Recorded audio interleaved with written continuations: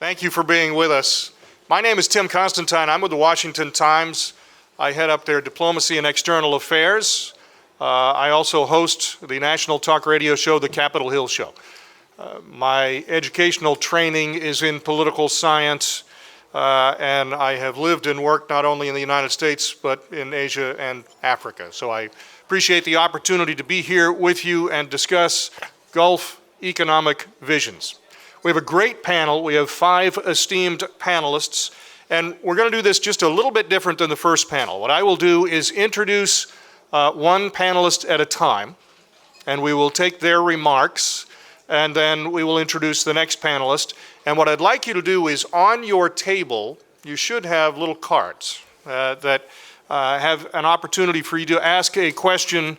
And so if a particular panelist says something you want to ask a question of, please just jot it down as we go along, and then at the conclusion of the 5 panelists, then we'll go ahead and take question and answer for all 5. You can ask a question directly to one, or if you have a question for the entire panel, that's fine as well. Our first panelist is Dr. Besma Momani. She's a professor of political science at the University of Waterloo in the Balsillie School of International Affairs, a senior fellow at the Center for International Government Innovation, and a non-resident fellow of the Washington-based Stimson Center. She was previously a non-resident fellow at the Brookings Doha Center and a non-resident senior fellow at the Brookings Institute here in Washington, D.C. She's been a visiting scholar at Georgetown University's Motara Center, a 2015 fellow of the Pierre Elliott Trudeau Foundation, a Fulbright scholar, and a consultant at the International Monetary Fund. Dr. Momani will discuss the ways in which the region's geopolitics have affected energy markets. Please welcome.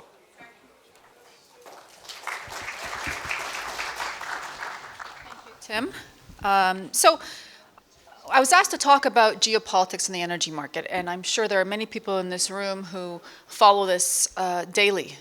So what I'm going to try to do is not give you the day-to-day, but really give you some of what I think are the trends and where I think things are going on the 2 fronts. Clearly, one of the things that I think we have always sort of taken as conventional wisdom is that geopolitics affects energy markets. And I'm going to argue that actually, believe it or not, that decoupling has been taking place for some time now. And in fact, less and less can we say with certainty, as we had perhaps a long time ago, that geopolitics affects energy markets.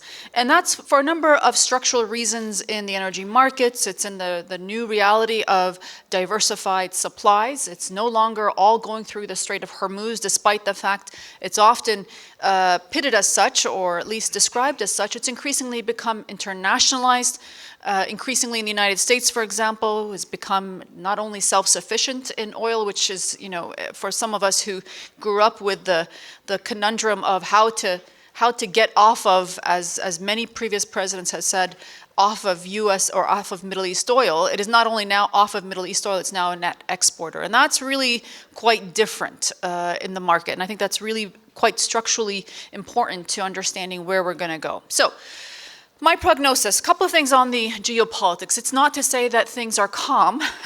On the contrary, things are very tense in the region. The Iran-Saudi Arabia rivalry, I think, will accelerate, and it will only get worse with time. And this, of course, for anyone who's watching, can see this tit-for-tat, constant rebuttal and further rebuttals from various actions. That is going to continue, partly, I think, because the Iranians in particular are very keen on making sure that all other energy exporters hurt. It is a modus operandi of the way that they do business, that if you are going to prevent them from being able to export, they are going to try and make sure you do as well. They are very precise in their retaliation. And as long as I should say the JCPOA is off the table, and I have a very pessimistic view even of the next administration, if it's a Democratic administration in this country, being able to get everybody back to the table again. It's a very different world, sadly, than one that was under Obama's time and able to get such a very strong multilateral deal. It's just not that easy. And so, and I'm not singing the praises of the JCPOA, but at minimum, the JCPOA, I think, at least when it comes to the oil market, kind of contained Iranian behavior to attack, obviously, as we saw in more recent times. So this is going to continue, and we're going to see a lot more of what is low-level conflict. Not hot war. Anybody who understands both, I think, Iranian and Saudi calculation, don't feel as though we're in any way, about to see a direct conflict between the two. But this low-level, constant poking, and it is on both sides. I certainly do feel that the Iranians do instigate it more because they are the ones that are being denied a chance to put their supply on the market. But we're going to see more of this down the road, and I don't think it's going to be easy for us to unwind from that. So even though we have, I think, this rivalry and this low-level conflict, the supply is going to be slightly declined as a result. It's not just Iran, but it's also Venezuela. We often forget about how important Venezuela is to oil markets, but with the two countries, and I want to add, of course, Libya, three countries, Libya's been able to keep some consistent supply, but that volatility there means that three big oil producers are offline, and the market, I think, is going to be, therefore, a lower supply on that from those three countries. It is going to impact supply, but we also have another contention that we need to realize, which is that the demand is going down. And so because demand is going down, my prognosis in terms of prices will mean that actually oil prices are going to go down. And this is something, again, we had always thought, as anybody who sort of follows what we thought, the days of tanker wars and the rest in the Persian Gulf, we would have expected that oil prices would be through the roof at this point.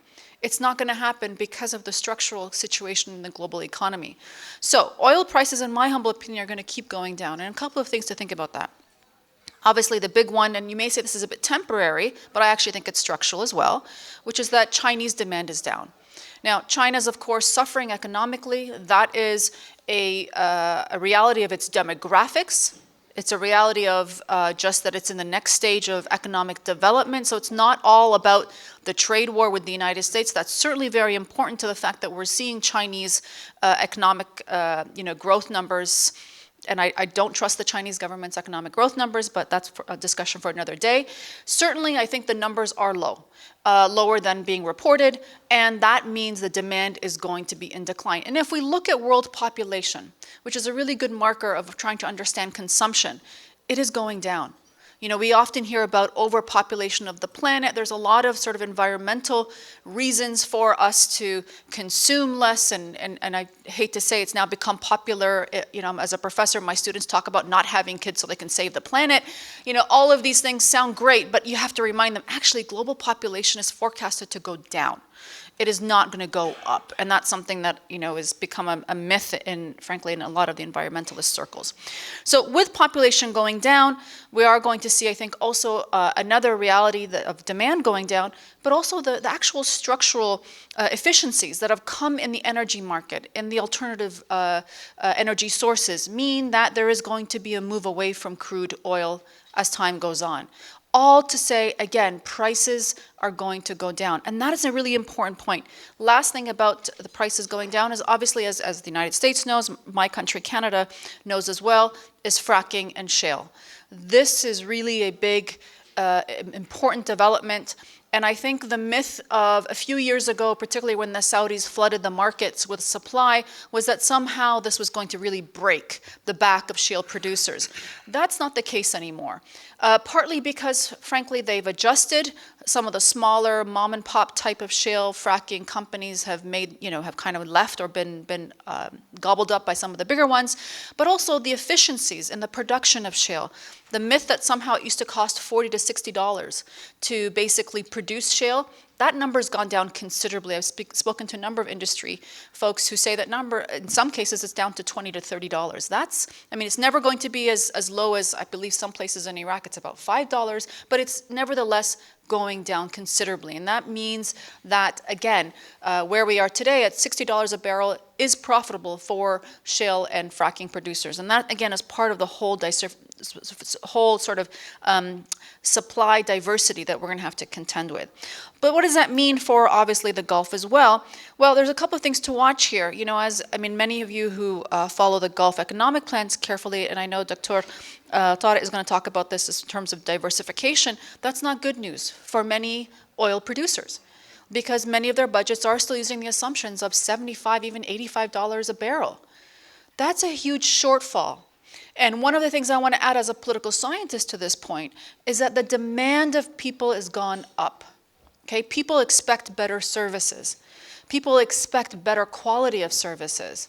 That is an international global phenomena that many people see as, frankly, discontent on the streets of the Arab world for the sake of discontent. It's not just because they're mad, because they're by virtue of their lot. It's also because they see what's out there in terms of services being provided that's better. They're not content with garbage piling up. They're not content with having electricity be on and off. They want clean water. These are fundamental public infrastructure goods, yes, but this is a requirement of frankly, a knowledgeable, educated society, which the Arab world is increasingly becoming. And their access to information globally means that they can see what the world lives like. It's not normal to have 2 hours a day of electricity, and they know that. Okay? So I think that what that means is that there's going to be high demands. And now, of course, not all Gulf countries suffer from that kind of situation, but the demand of the actual citizen of Arab and Gulf countries is going up. And so there's a predicament here, right? With oil prices depressed, whether we're talking about just Gulf countries or even the wider Middle East, which are, you know, in the end of the day, net benefits from having high prices in terms of oil rents, they will all want to see more. And so there's fiscal pressure going to be put on governments that I think is something for us to watch from a political front. Lastly, I'm just going to wrap up a little bit in terms of the energy market, going to that. Look, OPEC Plus, this is a new phenomena that I think we need to start thinking about, which is the entrance of Russia, right? Russia is now obviously a very important supplier. It is in very good coordination with, Saudi Arabia as the most important OPEC member. And so the two of them, I think, is a relationship to watch more than we give it credit. Everybody focuses on the US-Saudi dynamic. I'm far more interested in the the Saudi-Russia dynamic. That is very important for energy markets. But also, if you take the premise, and it's not just under a Trump administration, but if you take the premise that the United States is slowly retreating from the globe, it's slowly seeing itself, and I do think that the fiscal pressures on the United States are such that there is going to be, eventually the reckoning shall come. Apologies to the previous panel that said otherwise, but there will be a reckoning, I think, internally in the United States, regardless of whatever government comes into this country, that the amount of money put into the military is too much. People are demanding more. If you look at the populist surge globally, it's back to that argument I said, the citizens want more services. They're not content with having less services. And the pressure is going to eventually come, particularly if it comes under one of these progressive Democrats. Basically, the biggest budget item, line item in the United States continues to be the military. Something has to give. And so I think this is something to watch in terms of pressure on the United States to basically shrink its footprint globally. Russia, on the other hand, and I'm not suggesting Russia is going to be a global superpower, one of the things that Russia does really well, and everything that you can follow Putin has done, is do more with less. That country has no economic clout globally. It frankly has less economic power than Italy. But it plays a game like it is the number two. And as long as everybody in the room and everybody in the Beltway believes it's number two, Putin has done his job to convince you that Russia is number two. And that's a really important point here, because I think that the Russians are going to want to increase their influence in the Middle East. They do it very quietly. They're not interested in the big, the big show. They're very happy if you take a couple of S-400s and they can, make it sound like you guys are military allies. The more that they can, frankly, increase their value, the greater impact they feel. And so that's an important point, because as we see the U.S. retreat and as we see Russia play a greater role, maybe not substantively but perception-wise, I think it's going to be an interesting time for the energy markets. The good news on that, and I say good news because I'm not a fan of Russian foreign policy, is that their oil should be running out in about 10 years or so. So they're not going to be a permanent player in the long run. But that is something I think that we need to keep our eye on when we think about geopolitics and the energy markets. And I'll leave it there. Thank you very much.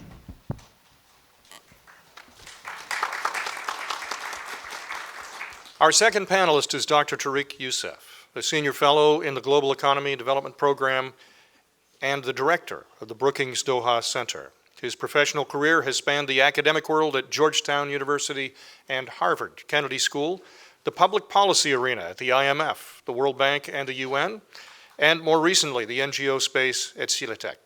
He has served on the advisory boards of development organizations and boards of directors of financial institutions. His research has focused on the political economy of policy reform and the dynamics of youth inclusion in the Arab world. He has contributed more than 50 articles and chapters, co-edited several volumes and reports, including the forthcoming volume, Public Sector Reform in the Middle East and North Africa, The Lessons of Experience. I give you Dr. Tariq Youssef.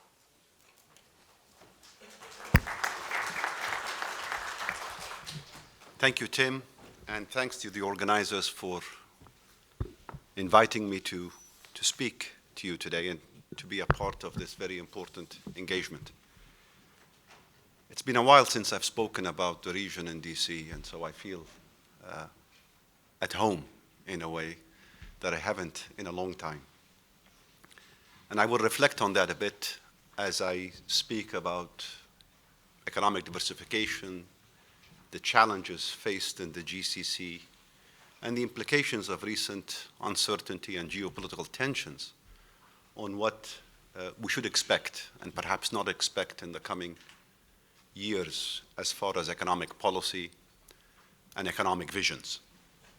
I think it was about a decade ago, Jean, when I left you at Georgetown and headed to the Gulf. It was a time of immense hope, unlimited ambition. It was a time when the Gulf, rightly, the GCC countries by and large were undergoing rapid economic transformation and intense integration into the global economy. All of this obviously on the back of very high oil prices and a model of state-led capitalism that was not only focused on the domestic market to generate growth, job creation, human capital, openness, mega projects, but it was also a model that increasingly became of wide appeal to the rest of the Arab world and began to be exported via mega projects. The assumption at the time for many of us who were observing this up close was economic diversification is by necessity going to be achieved, or some level of it will be. Certainly when it comes to revenue diversification, the diversion of resources from the oil sector to the non-oil sector, the emergence of giants within a number of these economies, and the greater reliance on services and a model that was built to serve the global economy. And I would say by and large, during that period, there were enough signs and indicators to suggest that some success was achieved. It was slow, it was at times hesitant, but many of us thought the Gulf countries may have in fact developed a model that could prove to be robust and may in fact be exported elsewhere in the Middle East. And yet 10 years later, it's exactly almost 10 years since I've moved to the Gulf, the picture seems to be quite different, or at least some of the initial assumptions about where the region was heading, the trajectory of the GCC, needs a reality check and is coming increasingly into conflict with the underlying observations that one can make. The immense vulnerability of the model I just described to external shocks was something we did not take into account. We saw this clearly in the collapse of oil prices in 2014 and how that seems to have unraveled a lot of momentum, the dynamics of diversification, of change, the confidence of policymakers, the growth outcomes, the job creation, the ability to fund projects, the stress on banking systems and indicators, consumer sentiment. And it wasn't just a one-year problem, it seems. It's been 5 years of adjustment that a number of GCC, especially the more complex GCC economies, have been undergoing. Yes, they're better at managing stress and managing transitions, but they're unable to manage the business cycle fundamentally. And the continued vulnerability of their economies to changes in oil prices underlines fundamentally the limitations and the limited progress made in achieving economic diversification. After all, one of the important objectives of diversification at the time was to be able to weather business cycle changes and create buffers in the face of sudden moves, especially downward moves in oil prices. That has not turned out the way that many of these countries had expected. And it suggests that perhaps we need to go back and try to understand better the problems, the structural issues at the heart of this. Now, we can spend the whole day talking about structural rigidities within the GCC economies, problems that stand in the way of economic diversification and the dynamism that is required to sustain national economic visions. There are two, at least, that I think are worth pointing to. Two of what you might call bad equilibria, traps in the nature of how Gulf economies are organized that have not been addressed by their national visions and seem to require a lot more than simply having young, bold, ambitious leaders who are willing to take risks. So think of the problems associated with human capital accumulation. True, education indicators across the Gulf have improved and have improved rapidly. But most Gulf countries have been unable to produce the type of human capital that is fundamentally needed for private sector development and diversification, the human capital that will be attractive, that will give rise to higher wages.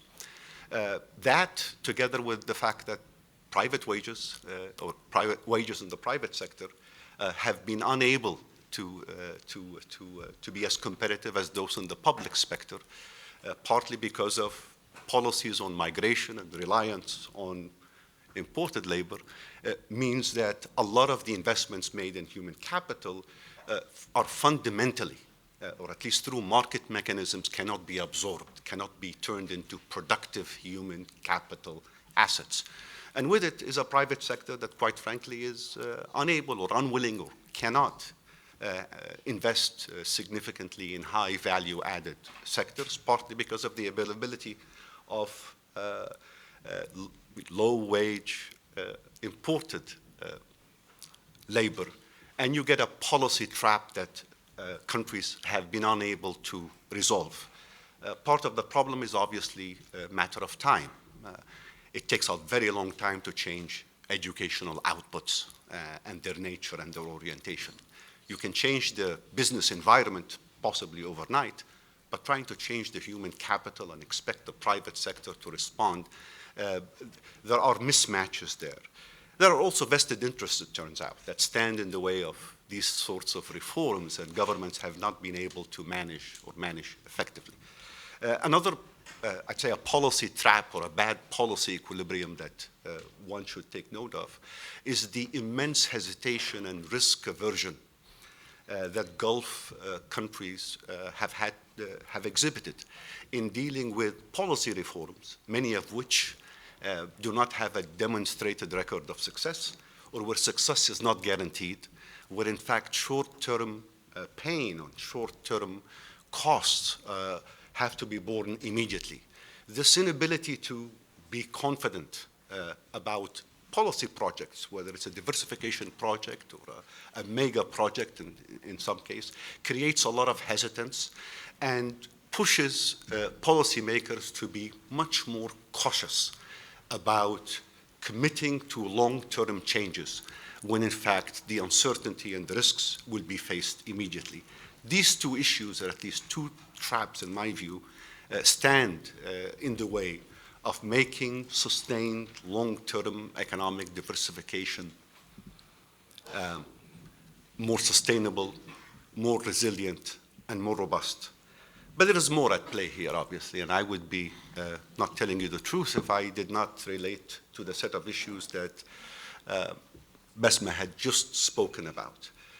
You cannot underestimate the role of the changed geopolitical context for everything that's happening in the Gulf today, including economic policy, economic visions, and diversification projects. The other event that has happened in the last decade was essentially the Arab Spring protests and the reverberations that emerged from those.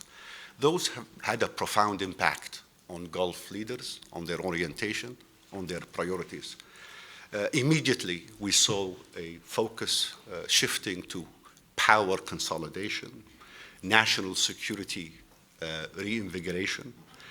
We saw crackdowns on not just civil society, but in general independence and autonomy of actors within the public space.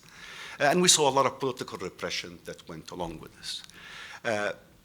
As if these issues were not enough to affect economic policy, the kind of boldness and confidence that I was describing earlier, and the openness to the world and the willingness to experiment, a number of Gulf countries began to export and respond to their heightened insecurities abroad, intervening in regional countries, deploying massive amount of resources into beefing up their national security aspirations, build-up of defense, and including commitments of their own military assets to intervening in other countries. The consequences of this are profound in my view. One result of which, and it's an important one that matters for economic diversification, was the collapse of the GCC as a project. I mean, after all, the GCC as a project was sold at one level as an economic diversification platform that would allow the group of countries to consolidate and integrate and manage risks, especially downturn risks. I'm doing okay with time? Okay, I need a few more minutes, so I'll go quickly. We saw the fusion of economic and political policy increasingly in the last 10 years. The Ministry of Foreign Affairs in a typical GCC country right now does not only do political diplomacy, it also does economic diplomacy. So you can imagine the kind of economic projects that are being committed to around the world have not only an economic foundation, but also have a very strong political value embedded in them. This also, in my view, will probably distort the nature of these projects, what they're likely to return, and the outcomes they will generate over time. The risks and the uncertainty right now that exhibits the Gulf is profound and unprecedented from the perspective of a decade ago. You know, remember, Gulf countries were very cautious, very measured, very risk-averse. And on foreign policy issues, they tended to be quasi-neutral or quasi-distinct from the rest of the Arab world. The last decade has seen a profound change in that, and with it, perceptions about the Gulf, perceptions about their interests, perceptions about their projects. And one arena in which you see this is growing geopolitical rivalries, economic and political rivalries between the Gulf countries themselves outside of the Gulf. So think of the Horn of Africa. How many port projects can the Gulf countries commit money to, and how many of these projects are likely to work? And yet these are economic and political resources that are being that are diverting attention and resources away. But there's also a global side to this uncertainty and to these risks that cannot be also ignored. We're entering potentially a global economic slowdown. We're seeing a growing backlash against globalization and the kind of mega projects that the Gulf countries thought they could sell to the world. We're seeing heightened geopolitical tensions between superpowers that matter for the Gulf. And we're seeing some of their neighbors who matter for the economic markets and matter for their own stability. Think Turkey, think Iran, become part and parcel of this uncertainty that engulfs the countries. This is not a world, in my humble opinion, and I'll stop with a couple of closing remarks, this is not a world where at least small GCC countries can prosper and thrive and act and find stability. This is a world that comes with immense uncertainty and risks, all of which are likely to affect their economic policies and economic priorities. It will force them to form alliances and to enter into alliances, as we see, and to try to find security and combine economic development or economic priorities with security priorities. And I'd say this is the entry point that allows and invites a country like China, an aspiring power with immense, ambitious economic objectives, and a policy orientation that says, I'm not interested in what you do domestically to yourself, I'm just interested in doing business with you. I would say over time, as the US begins to withdraw, or perception of US withdrawal becomes more cemented, and as this uncertainty and geopolitical risks and turmoil begins to impact and become part and parcel of what the Gulf countries are facing, a country like China, its interests, its growing dependence on the Gulf, will increasingly become an important variable that will shape economic development, economic diversification, and stability of the region. I think it's those types of considerations that have to be reflected in the coming period in any national economic vision that any one Gulf country comes up with. This is not the Gulf of the last decade. It's a new Gulf set against a new set of external realities and a new domestic set of priorities, all of which will affect the course of diversification and development in the coming decade. Thank you. Thank you, Dr. Youssef. Now, for those of you in the audience, if you're like me, during both our first couple of panelists, you've thought, wait a minute, what? So just write down whatever that question is, hold on to it, and at the conclusion of all 5 panelists, we will slide questions to each of our thought-provoking panelists. Our third panelist is Danya Thafer. She is the executive director at our host, the Gulf International Forum, and a visiting scholar at Georgetown University's Center for Contemporary Arab Studies. She is a political economist focused on the Gulf region, has been widely published on matters concerning the Gulf, including several articles, a monograph, and a co-edited book entitled The Arms, Trade, Military Services, and Security Market in the Gulf States, Trends and Implications. And if running the Gulf International Forum and publishing these various things isn't enough, she also has a small child, and wait, there's more. She is a political science doctoral candidate at American University in Washington, D.C. Please welcome Danya Thafer.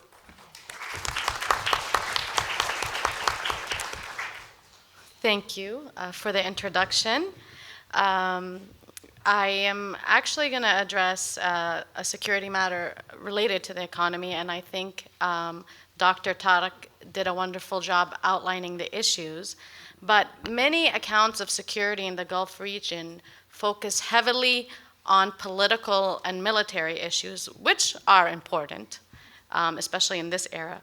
But one issue noticeably missing from the equation or the conversation is the social and demographic aspects related to security, which kind of led to this security environment during the Arab Spring era. The Arab Gulf states are undergoing, have reached a critical demographic juncture, management of which will determine their economic and political stability for decades to come. The youth are the largest sector of society and will be entering the workforce eminently if they are not already in some countries. I would like to briefly shift your attention to the graphs above my head here. Sorry, my co-panelists can't see them, but you will notice, although there's slight variation within them, the distribution of age structures shows one salient trend. The GCC states all consist of youth bulges transitioning into the working age population. So there's no question about it. And these are actually GCC citizen statistics, which are very hard to come by. Therefore, demographics should unquestionably play an integral role in the Arab Gulf states' economic development strategy. And there's three prime reasons, if they're not obvious, why policymakers in the Gulf should be deeply concerned. First, the possibility of attaining the demographic dividend, which is not very likely at this point, but we can try to be very optimistic. The demographic dividend is a critical juncture where the existing large youth cohort enter the workforce, and it is actually one of the most opportune moments for economic productivity and for decades to come. So it's something that really needs dire attention. Second, conversely, if this opportunity is missed, then with the declining fertility rates that are happening with educated women from the Gulf, as myself, there will be an inversion in this population pyramid. And the dependency ratio will be very high in the Gulf states. And what does that mean? This means that the next generation will have to support a large retired cohort. And this can cause economic stability. And the other thing I would like to know, when this point happens, and it will eventually happen because you really demographics are clear. We do not know if what will be the status of hydrocarbons in that period, right? I mean, it could become obsolete, countries can run out of it. I mean, you don't know. So, I mean, what you do know is how the direction that the demographics are going. So I think policymakers need to address that. And third, which is an obvious one, is unemployment. And that's a more imminent concern. I mean, in some states, such as Saudi Arabia, it's a concern of the short term. Other states, such as Qatar, has very low unemployment, but we have a problem of underemployment in the Gulf. You have youth working in very unproductive positions. And this is a huge opportunity cost for the productivity of these economies at this really important critical moment. And as witnessed in the Arab Spring, you know that there's a positive correlation between unemployment, youth bulges, and political instability. After the youth-led Arab Spring, Gulf states have ratified youth-targeted initiatives, and rightly so. Like, for example, Kuwait created the Ministry of State of Youth Affairs. UAE had created the Ministry of Happiness.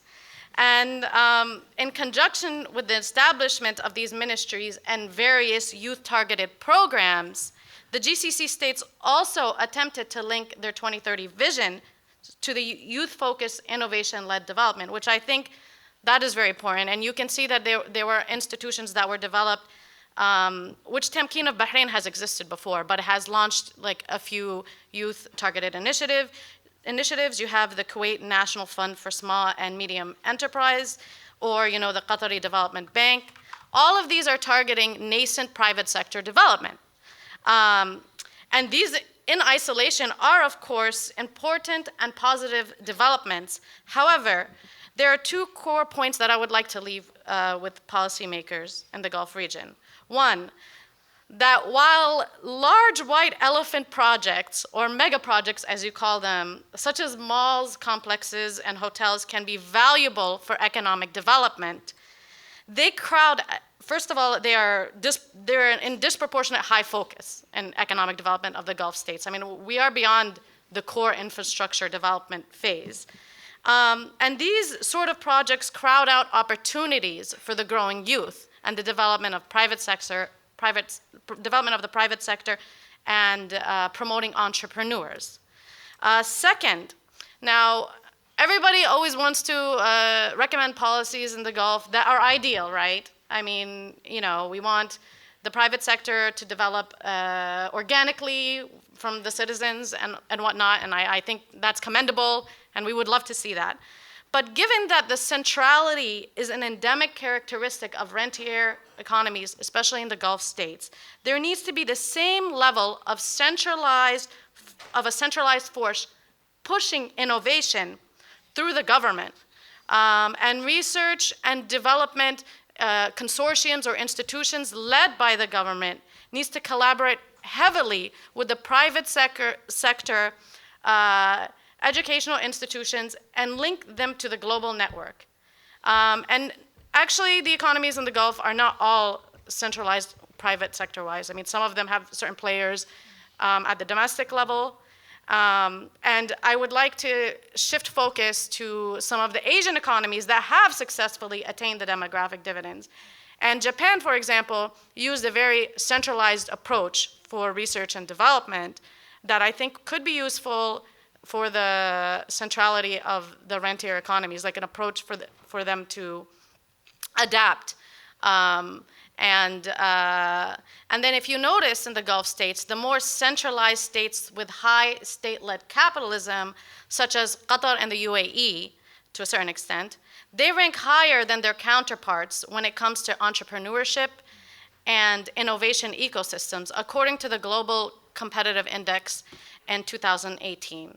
So in conclusion, if the two policies aforementioned are applied, the Gulf states would be more empowered to achieve their goals, harnessing their youth talent, and becoming closer to achieving the demographic dividend. And also, it would be a very beneficial response to the Arab Spring that could be long-term. Thank you.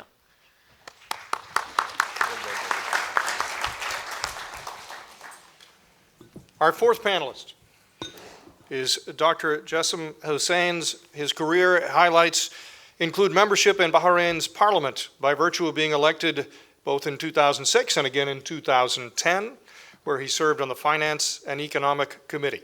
Dr. Hussain was appointed as director of the Economic Research Unit at the University of Bahrain between 2005 and 2006, and also taught at the College of Business Administration at the University of Bahrain. He contributed to different publications with the Economist Group concerning GCC countries between 1996 and his election in 2006. He developed a book in Arabic discussing economic policy choices for GCC economies, notably the possible merits of linking local currencies to the US dollar and or other currencies. He will discuss for us lessons learned from the case of Bahraini economic development. Thank you very much. Well, really, I will be focusing very much on Bahrain rather than the whole GCC. My argument is that Bahrain, by virtue of being the smallest in terms of size, population, and GDP, Bahrain has to be different. That's the only way Bahrain can compete, and at times making some tough economic choices. Some of them are very unpopular that I'll be mentioning really. So. Size really determines policies for Bahrain. We in Bahrain say that Bahrain is facing competition from 3 cities, all starting with the letter D. And they are Dubai, Doha, and Dammam. Dammam next to Bahrain. So they are, and each city has a lot to offer when it comes to Bahrain. Really. So that's where really Bahrain has to be different. In order to compete with these powerful cities. Happily Bahrain has some local advantages, one being the very educated local talent, and we have that, but definitely that has to be tapped, not just having that really. And then a good record in really financial services, the regulatory system in Bahrain is very good really. Now, the whole idea of the theme is this policies in the post-oil era. Really, there are areas where Bahrain has succeeded. One area is the telecom. Really, it's quite good. Really, we have now 3 telecom companies. The local Batilco has to compete with Zain of Kuwait and Viva of Saudi Arabia, and really amazingly, all of them are doing very fine.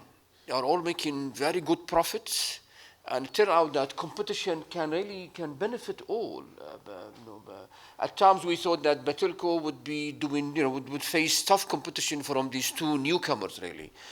Then really, in fact, we realized that they could do much better. They are really developed new products, technologies being used, so all sides really. There were times when telephone bill was a big problem for the locals.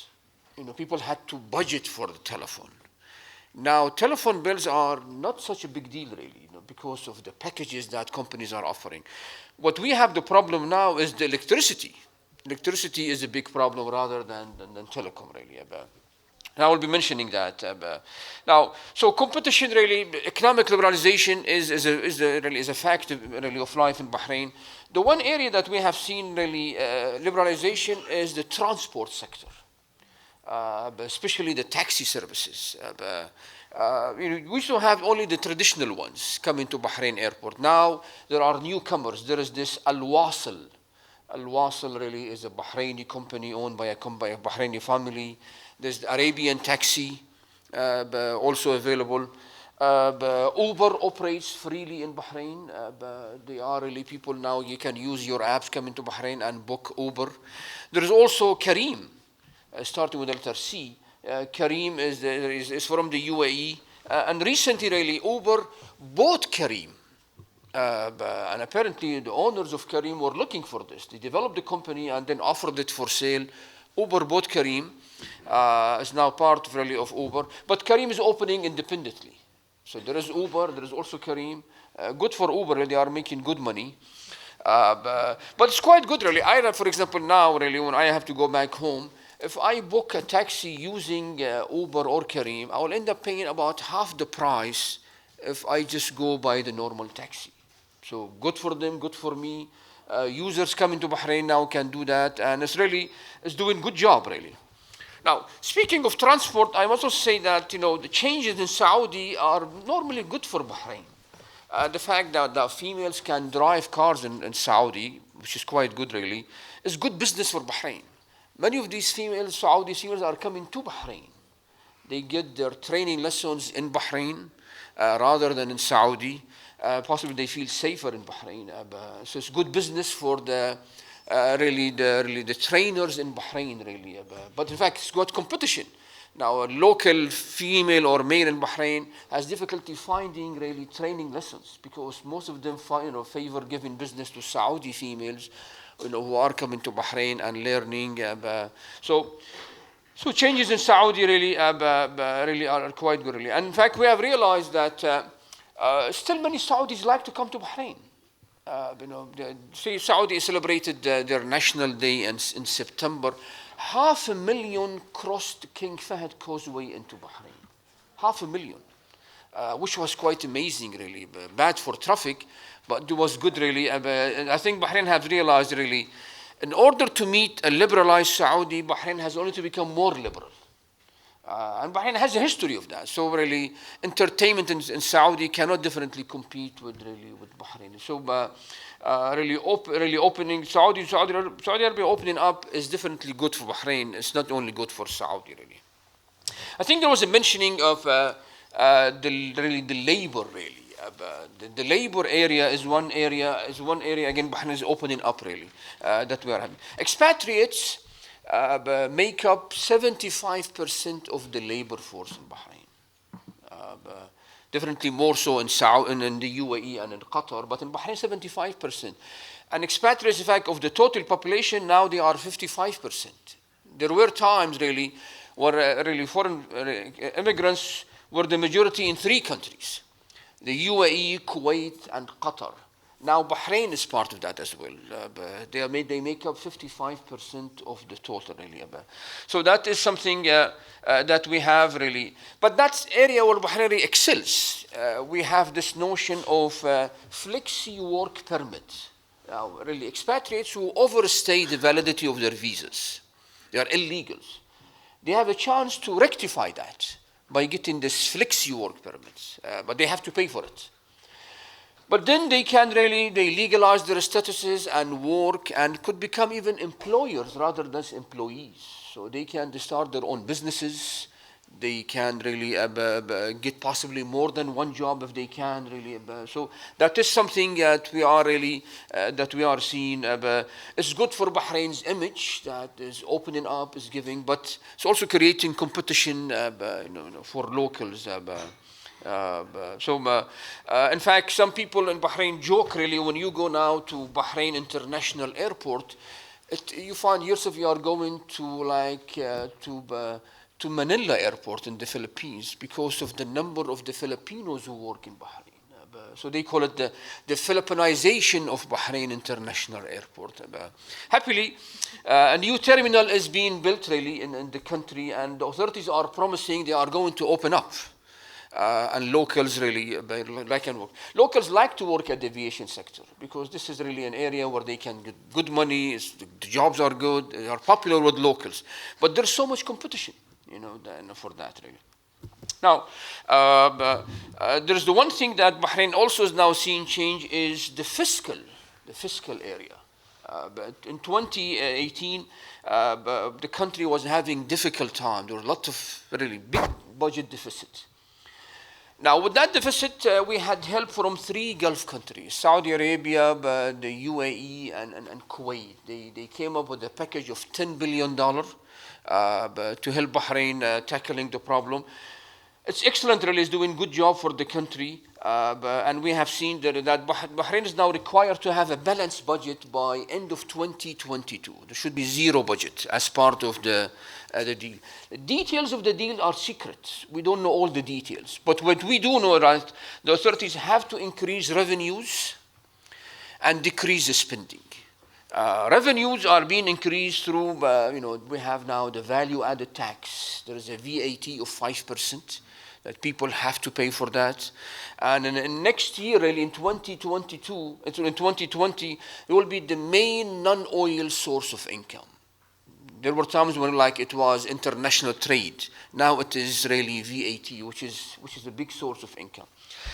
Another area where the authorities really, try to increase revenue is through electricity prices. Prices have gone up so much for utilities at large, really. It's the number one concern now for the average person. It used to be the telephone bill. Now it's the electricity bill, really. So people have to budget for that. It is really, businesses are complaining. Some expats have left the country because they could not bear the cost of electricity. If you now go to Jufair area, where we have the US base, some buildings are empty, and the reason is electricity.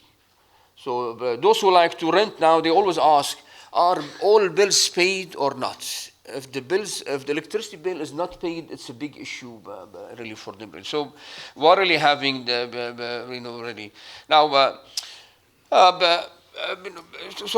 In fact, sometimes some people say that for a single, not married person, it's possibly cheaper to travel during the summer times than to stay home because of the electricity. It's just so expensive. But people have to plan for that. You have to budget for that. It's not just really, it used to be like that. This is something that we are really, people have to feel they have to budget for it really. Now, and then, so really the results, let me just give you some of the account, the number we have really. So in the first half of 2019, because of the new measures, increasing revenues and decreasing expenditures, we have seen the budget deficit dropping by 38% in the first 6 months compared to the last year. And then expenditures coming down by 14%. And revenues going up by 19%. So the numbers speak for themselves. The budget deficit is down, revenues are up, expenditures are really going down. So for the authorities, really things are fine, in the budget. But certainly there is a cost. Saudi Arabia giving money to Bahrain, there's a political cost for that. The same with the UAE. Saudi wants a tough anti-Iran policy. The UAE wants a tough policy towards Qatar and the Muslim Brotherhood. So there is a political cost for that Bahrain really, cannot really overlook really. Now, the other thing that we have seen really, because of this, the support that we are really getting from the GCC, the government can now rely on getting loans from the international community. Because in fact, we realized that the country was in need of $20 billion. The GCC support is in the form of $10 billion. The other 10 has to be generated from loans. So just in the last few weeks, Bahrain managed to get really $2 billion worth of really sukuk money from the market and commercial loans. Really, the good thing is cost of borrowing has come down. because of the financial support. It used to be it was like 2 years ago. It was very expensive, more than 6%. Now it is 4+. So the government is able to generate money. So, but looking down, really, if I just look forward, really, I think we are reaching a stage, really, where having really corporate tax income is only a matter of time in Bahrain. Really. Corporate tax income is on the way, even possibly personal income tax. So only time is a factor there, and we are going to see some changes. Thank you very much. Thank you very much. This will be the last request for question cards. If you have questions, this is the time to jot them down, hold them up. One of the staff will come around and gather them up. And after our fifth and final panelists, we will go through those questions.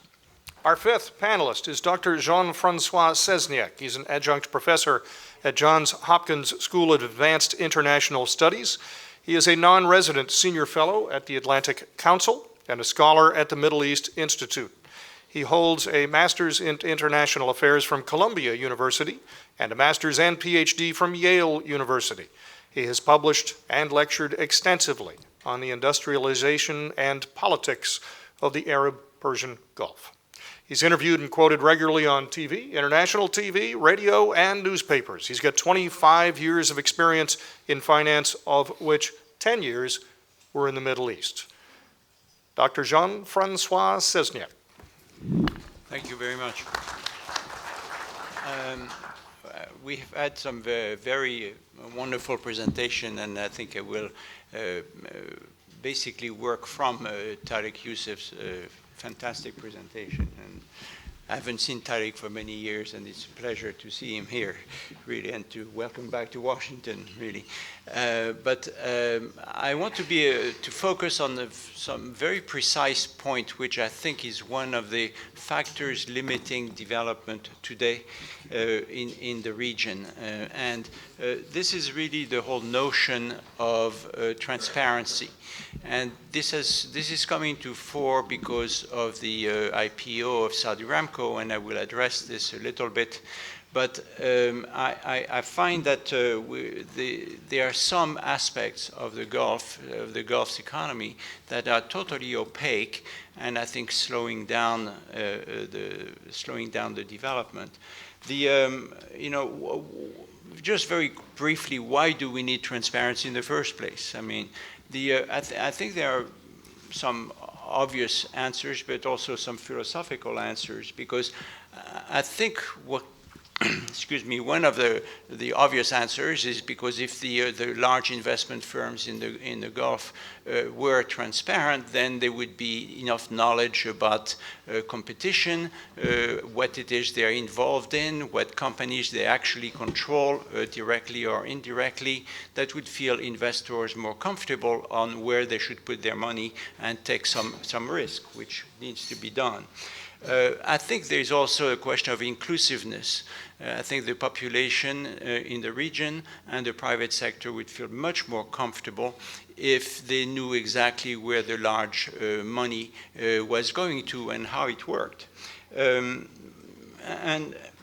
how do we, what is transparency? Basically, it means having audited statements, having details on what company owns which other company, which investment firm owns as a controlling interest, and basically general information on the businesses which these various investment firms have.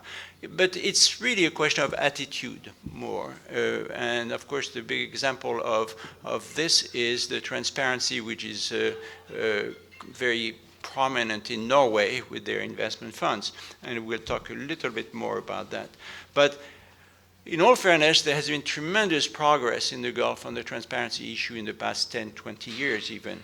I mean, the fact that the stock markets, local stock markets are growing, doing very well, means that, and to be floated on the stock market, you have to be fairly transparent.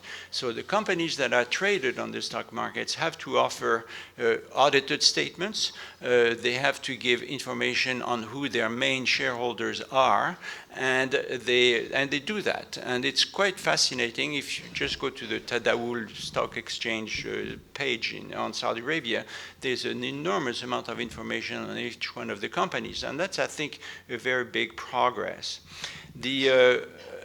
Perhaps the whole notion of transparency got a big boost a couple of years ago when Saudi Aramco announced, or the leadership announced, that Saudi Aramco would go public, because that meant that in order to do that, you need to be transparent. And there has been major progress on this. Saudi Aramco issued a very large and detailed prospectus when they issued bonds a few months ago, and which will be used in the next 2 weeks. We're waiting for the IPO prospectus coming out. But they gave audited statements on their 2018 accounts. There will be audited statements on the first half of 2019. They've already been published, actually. And there will be a great deal more information on what are their oil reserves, or what they don't own the oil reserves, but which oil reserves they have access to, and a great deal of details in that first prospectus on their acquisition of SABIC. So I think that has been a very, very big progress. On the other hand, there has been, in my view, some setbacks. And relative to the IPO of Saudi Aramco, one of the main setbacks has been the changes in the leadership at Saudi Aramco in the past 3 weeks. And why is it bothering some in the investment community who are potentially putting a few $1 billion in this? Is the fact that the leadership has now been handed over to the CEO of PIF, the Public Investment Fund. That in itself is not bad, but the problem is that the Public Investment Fund is very opaque. So on the other hand, you're getting a company like Saudi Aramco, which is going all out to become open and to become, transparent, and the major decisions that may end up being taken for Saudi Aramco are taken by a company or groups that are working that are extremely opaque. So where is the transparency? And that is, I think, very worrisome, and I think, in fact, it will work against the Saudi IPO, because it means that a lot of companies who are going to invest in Saudi Aramco may not invest at the premiums they were ready to pay. So to take this one step further, I just don't want to sort of blame the PIF for every sins of the world in terms of the economy of the Gulf. This is a common factor, and this addresses the issue of the structural rigidity, which Tariq really mentioned very well, and the entrenched interest. I mean, we go to the UAE, where ADIA has probably about $1 trillion worth of assets, and is totally opaque. They issue every year a very nice booklet which details their philosophy, but doesn't give any information whatsoever. Then you go to a fund which is known in this room very well, the Qatar Investment Authority, which is even more opaque. I mean, this is the opacest of the opaques. And we have no idea, honestly, how much money QIA has.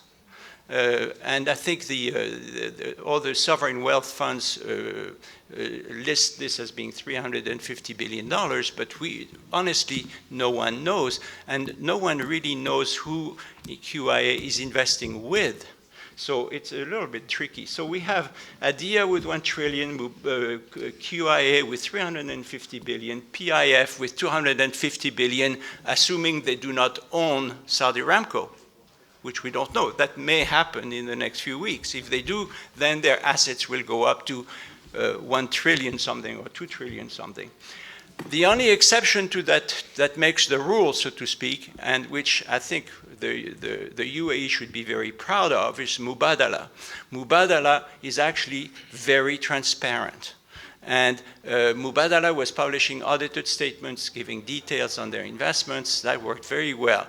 Then they acquired IPIC, or they were told to acquire IPIC, and there was a lot of losses and so on in IPIC, so they did not publish stuff for some time, but now they're back. And they just came out with audited statements, very detailed, with all the assets they own, and with the problems when there are problems. And I think that's an excellent thing. So I think that's the future. If the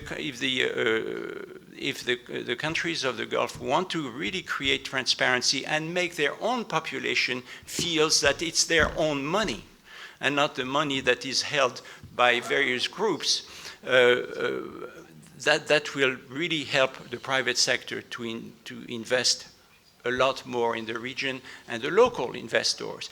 I mean, it was a little bit unnerving to read in the Financial Times, whether it's true or not, we don't know, of course, but if it's in the Financial Times, it's got to be true, right?